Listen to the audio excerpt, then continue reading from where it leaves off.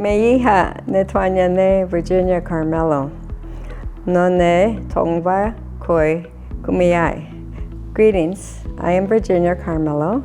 I am Tongva and Kumeyaay. Today there's so many distractions, and just because of different generations, sometimes they're not as likely to come up to you and say, tell me a story.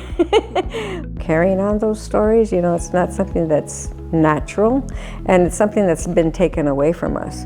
So to try to teach it back into the people and the culture modern day today, it is a work, but we also need for them to be creative and be able to tell new stories. So I think that's wonderful, and even to put in our humor into those stories, because that's what really allows the listener to laugh and remember and share that laughter and that feeling with the community as they're being spoken to.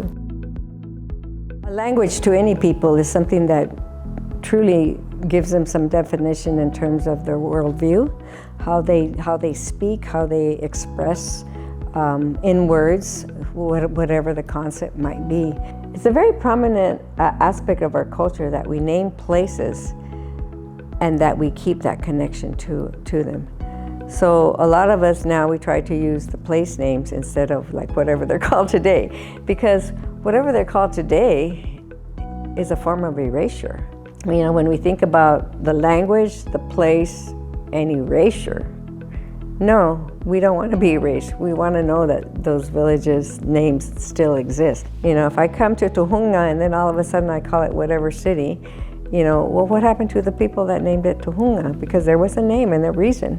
For me, it's a respect of the expression of the people who had that connection to the land and named it for a specific reason. Topanga, to, that portion of the word means rock or earth. Pa is that portion of the word refers to water, and nga refers to, that's the place of. So if you go over there, it's really obvious. There's a lot of rocks, and they're high, and there's the ocean, the water. Sometimes we say, oh, these stories need to be written down. Well, that's true, but they need to be told and retold.